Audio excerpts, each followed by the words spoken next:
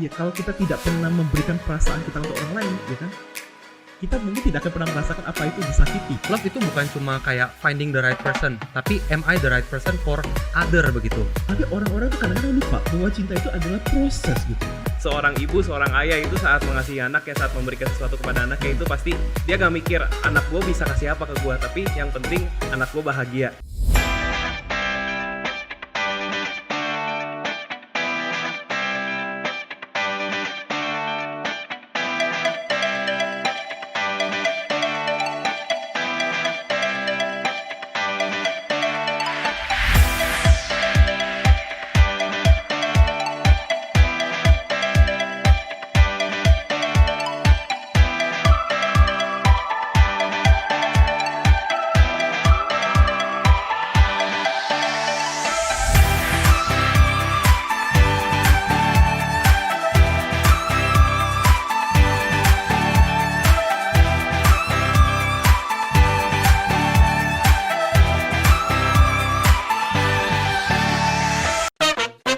Ini jadi pertanyaan untuk kita.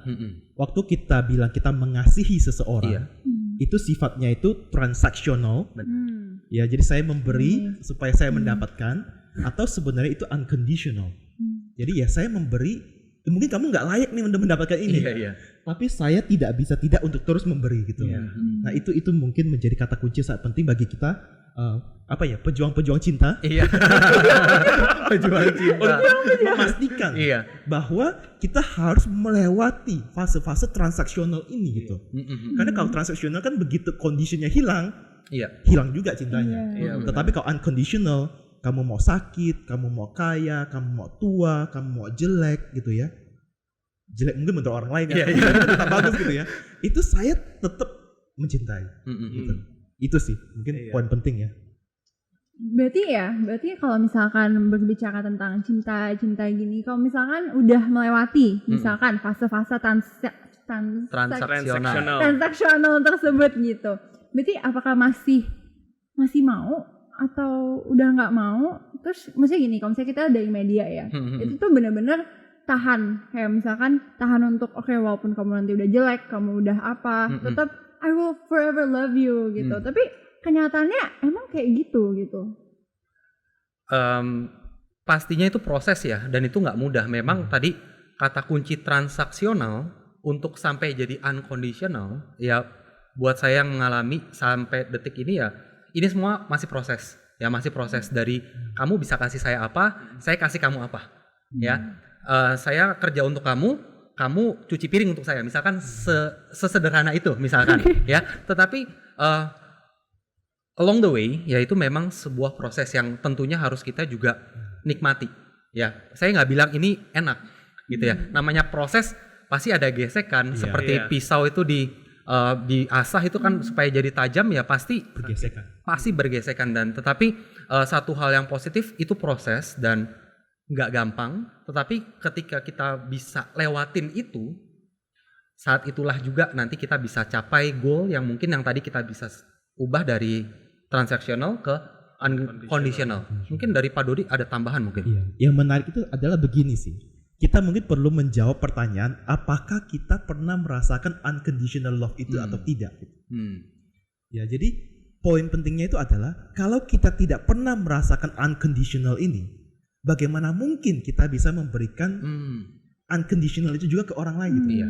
Jadi yang saya mau katakan di sini adalah begini. Ini konsep yang menurut saya sangat penting sekali, bahwa pertama-tama kita harus sadar bahwa kita sudah pernah menerima unconditional ini terlebih dahulu, dan itu bukan inisiatif kita. Betul. Pertama-tama kita sudah dapatkan itu, makanya kita dimampukan untuk kita bisa memberikan unconditional juga kepada orang lain. Betul. Nah, itu mungkin yang konsep yang menurut saya mungkin tidak bisa sekali aja langsung saya paham ya, enggak. Tapi harus terus kita renungkan, Tapi saya bingung nih, kalau untuk anak muda, bentuk unconditional love-nya tuh ngapain? Kayak gimana? Mungkin kalau menurut Owen, apa yang bisa kita lakukan ya sebagai anak muda? Ya kalau menurut saya pribadi, ya sebagai anak muda, buat diri saya sendiri ya belum bisa lah, itu masih sebuah hal yang sangat susah. Dan kayak Pak Sam tadi juga itu kan, ya kita masih berproses lah, apalagi kita anak muda. Kalau saya pribadi juga ya, semua love ini kalau ke lawan jenis itu pasti otomatis masih transaksional banget lah gitu loh. Dan kalau masalah misalnya dengan keluarga gitu, dengan misalnya sibling, saudara atau dengan orang tua, ya itu gimana ya, transactional sebenarnya enggak, tapi kayak saat kita mencintai mereka itu karena mereka udah mencintai kita dulu sebenarnya. Jadi dalam tanda kutip bisa dikatakan transactional juga, padahal ya pas saat kita menunjukkan cinta kepada keluarga kita ya kita otomatis ya gak expect apa-apa dong. Tapi kan balik lagi kita juga udah pernah diberikan sesuatu oleh keluarga kita, udah disayang duluan gitu oleh orang tua, oleh siblings kita gitu. Jadi berat banget sih buat kita untuk melakukan suatu hal yang termasuk dalam kategori unconditional love, apalagi dalam fase remaja kayak gini, soalnya yang kita bisa lakuin ya semuanya transactional gitu loh. Benar. Susah, masih proses sih, masih panjang. Tapi ada yang pernah bertanya tidak? Bagaimana caranya kita itu bisa at least lah mencoba belajar memberikan unconditional love itu. Ini menurut saya satu bagian yang sangat unik sekali dan sangat spesial ya, yaitu kita belajar untuk mencintai musuh-musuh kita. Karena biasanya musuh-musuh kita itu give us no reasons untuk mencintai mereka. Iya. Gitu. Tapi bisa nggak kita mencintai? Dan bagaimana kalau itu adalah perintah bahwa kita harus mencintai musuh-musuh kita? Nah, itu dia tuh teman-teman. Kita dengar bahwa ada berbagai perspektif ya, bagaimana media sudah memberikan kami berbagai idealisme, mungkin transactional love atau unconditional love, dan pada akhirnya memang yang paling penting untuk orang bisa merasakan cinta adalah dicintai duluan, dan memang kita sudah dicintai duluan tentunya ya. But it is what it is. Love is love. Kita udah sampai pada satu materi yang agak berat ya mungkin ini ya. Yaitu, can we love without commitment? Apakah kita bisa mencintai tanpa komitmen? Gimana nih Bapak-bapak dan Owen ya? Apakah bisa?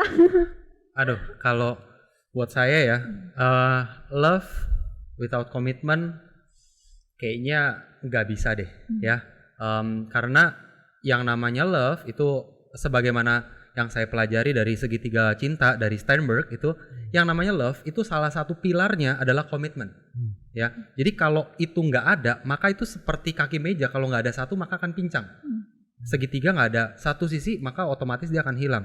Nah, jadi salah satu yang terpenting dari love itu ya pasti adalah komitmen. Jadi kalau buat saya pribadi tentu love nggak akan bisa kalau nggak ada komitmen. Nah, kalau Owen?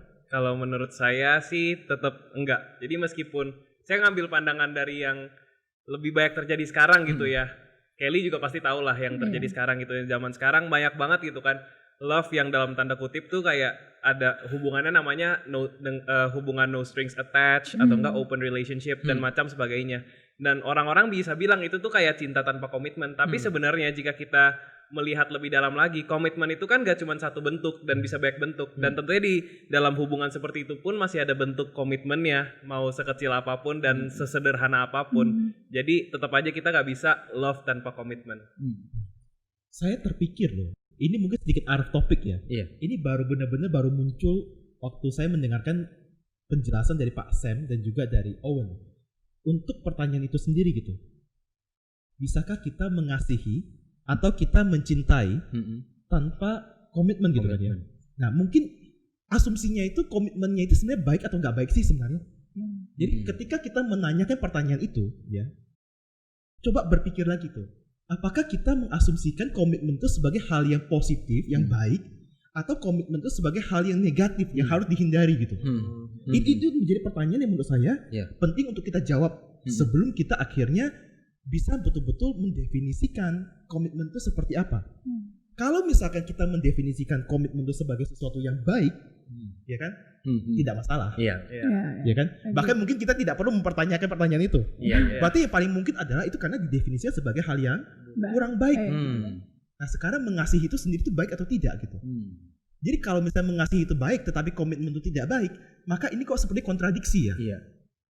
Jadi menurut saya adalah begini. Mungkin kita perlu mengecek asumsi kita ketika kita menjawab ini. Tentu bagi saya itu harus ada, ya. Seperti tadi Pak Samuel sampaikan, ada kepincangan yang muncul karena begitu kita melakukan yang namanya komitmen gitu ya, di saat yang sama juga itu kita pasti punya ruang yang lebih luas, ya. Seperti kalau kita misalkan buat agreement di bank gitu ya, kita berkomitmen untuk sign kontrak maka pada saat yang sama kita juga mendapatkan benefit-benefitnya setelahnya. Iya. Ya kira-kira seperti itu. Jadi menurut saya ini tidak terpisahkan sih. Tapi gini ya, kita misalnya melihat real world issue atau apa yang terjadi. Banyak sekali ada misalkan nih kedua pihak sama-sama setuju untuk berada pada suatu relasi yang memang no strings attached. Pada relasi yang pada akhirnya oke, kalau misalnya saya udah nggak suka sama kamu atau misalkan cuma kamu yang sudah nggak suka sama saya, ya it's okay for you to go. Dan itu apakah itu sebenarnya masih membutuhkan komitmen atau apa emang itu sebenarnya memang bebas kayak freedom of choice misalkan? Itu gimana? Ini menarik nih. Justru tadi ya Pak Dodi ya, mungkin sama Owen ya, kita sama-sama kan namanya juga kita berdiskusi ya maksudnya ya. Ketika tadi Kelly bilang sebuah no string attached gitu ya, di awal sudah ada kata persetujuan dulu. Jadi kalau misalkan saya nggak suka lagi sama kamu, saya boleh juga cari yang lain. Kamu juga sama loh. Nah, tapi di depannya udah dalam tanda kutip ada deal-dealannya loh. Agreement. Nah, gitu ada ya. agreementnya itu. Nah, jadi nah ini mungkin kita perlu kritisi tadi yang seperti Pak Dodi bilang. Maksudnya kenapa sampai muncul pertanyaan ini? Kenapa bisa sampai orang terpikir can we love without commitment? Maksudnya is there anything bad about commitment sampai orang tuh mau hindarin itu loh. Nah ini tapi usia kalian inilah yang justru memang kita penasaran juga sih. Kita pingin tahu juga ya Pak Dot ya. Maksudnya istilah-istilah ini kalian yang munculkan gitu. Nah kalau Owen gimana nih? Kalau menurut saya sendiri sih ya, pandangan mengapa bisa adanya pertanyaan ini, can we love without commitment, itu karena anak-anak muda zaman sekarang itu banyak banget yang mandang komitmen itu sebagai satu hal yang buruk. Karena mereka sebatas memandangnya sebagai kalau gue komit sama A, berarti kebebasan gue diambil, dirampas dengan begitu saja. Ya sebenarnya bukan karena komitmen itu salah, tapi karena mereka yang sebenarnya mungkin salah menafsirkan kan. Karena mereka berpikir bahwa kalau komitmen itu semuanya ngelarang, ngekang, dan hal itu berarti ya udah kita benar-benar komit segalanya cuman sama dia, gak bisa sama yang lain. Padahal kan sebenarnya dalam cinta itu ya misalnya komitmen itu pasti berhubungan dengan hal lainnya. Dimana kalau saya sendiri, saya juga tipe orang yang berpikir dalam masalah sebuah hubungan, dalam percintaan, freedom itu juga hal yang penting. Freedom karena itu langsung berhubungan dengan trust sendiri kan, kepercayaan dan juga kebebasan. Tetapi bukankah untuk mendapatkan kedua hal ini kan juga butuh komitmen dari awal kan, komitmen untuk membebaskan, komitmen untuk percaya dari awal. Jadi komitmen itu bukannya sebuah hal yang buruk atau baik, tetapi sebuah hal yang esensial dalam percintaan sebenarnya. Cuman ya kalau di pandangan mungkin anak muda zaman sekarang, komitmen seperti seakan hal yang jelek gitu karena bersifat ngekang, ngelarang, tapi sebenarnya enggak.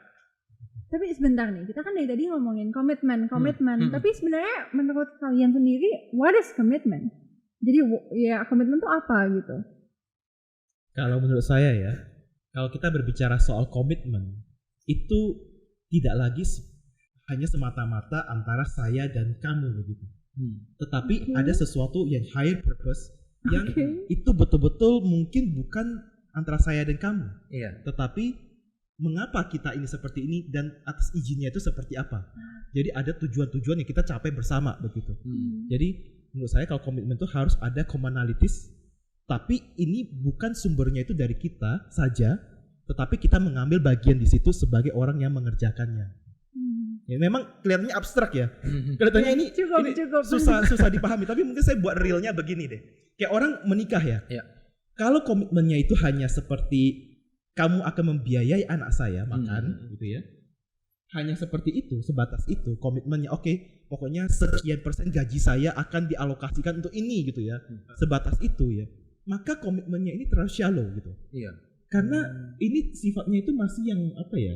Tatanan yang agreement yang diantara berdua gitu.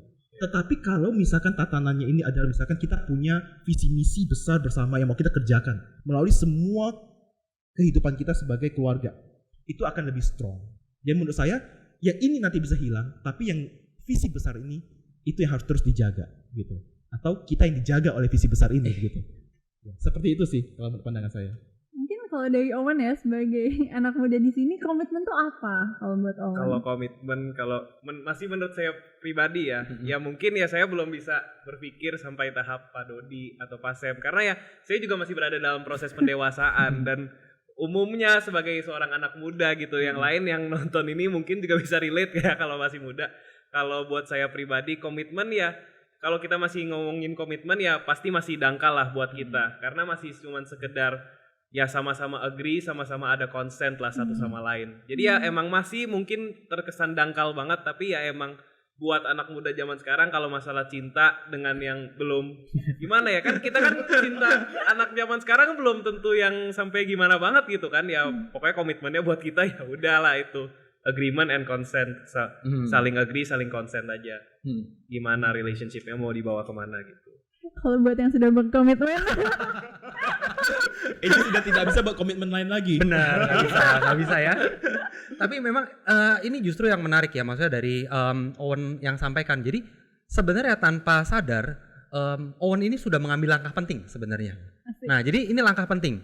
Ketika dia bikin agreement di awal, walaupun kesannya tadi transaksional, mungkin seperti yang segmen yang lalu, tetapi ketika dia sudah mengambil bagian di dalam sana, oke, ada hal yang kita setujui bersama nih, ya kita setujui bersama, ada concernnya juga bareng, ya kita jalanin bareng.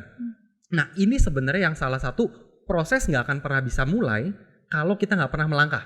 Nah ini adalah satu awal yang baik. Jadi sebenarnya kalau buat saya sebenarnya komitmen itu sendiri pasti adalah suatu hal yang bisa dijalani kalau kita berani di awalnya, take a leap begitu.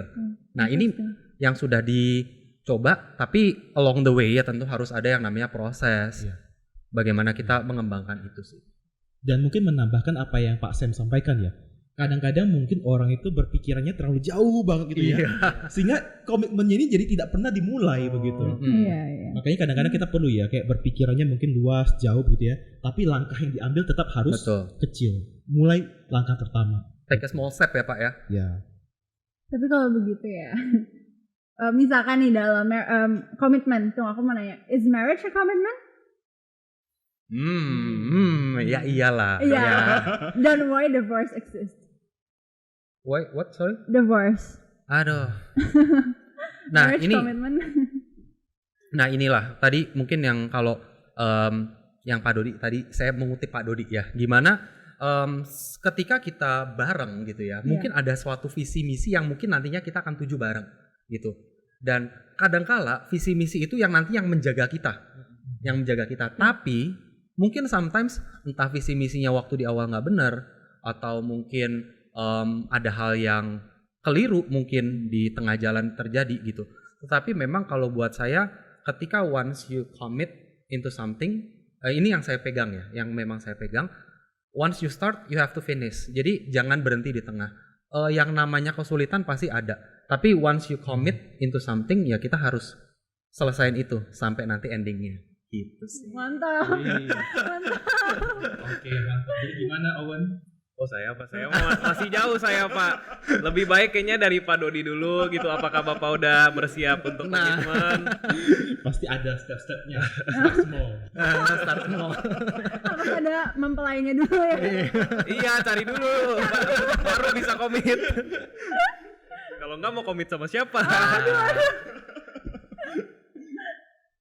Ya mungkin Bapak gimana ya kalau Bapak? Menjawab pertanyaannya Kelly tadi itu ya. Menurut saya ya, paling penting itu adalah visi misinya itu ya. Jadi apakah visi misi itu dilahirkan oleh kita? Ya kan?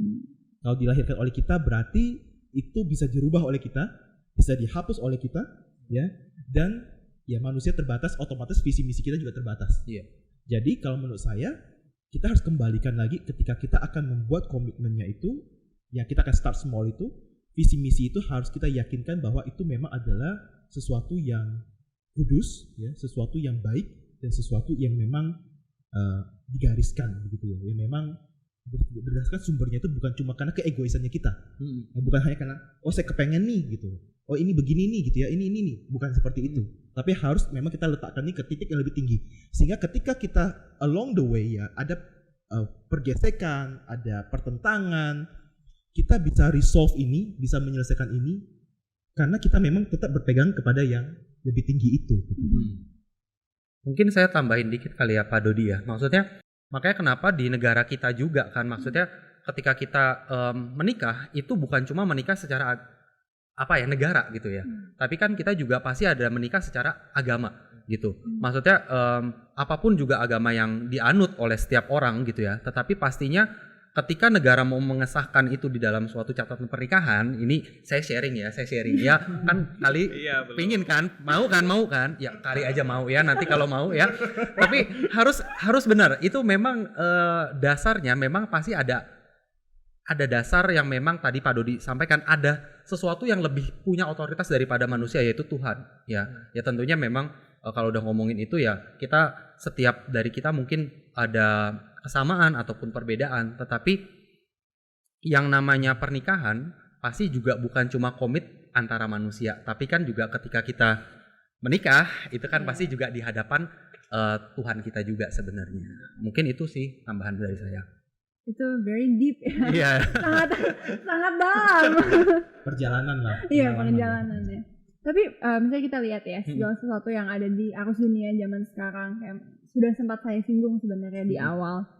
Bagaimana maksudnya dengan keberadaan liberalism atau kayak love with liberty gitu ya, dimana sebenarnya pada akhirnya walaupun memang butuh agreement atau a bit of commitment, tapi komitmen tuh jadi istilahnya kayak menghalangi kita untuk bebas mencintai.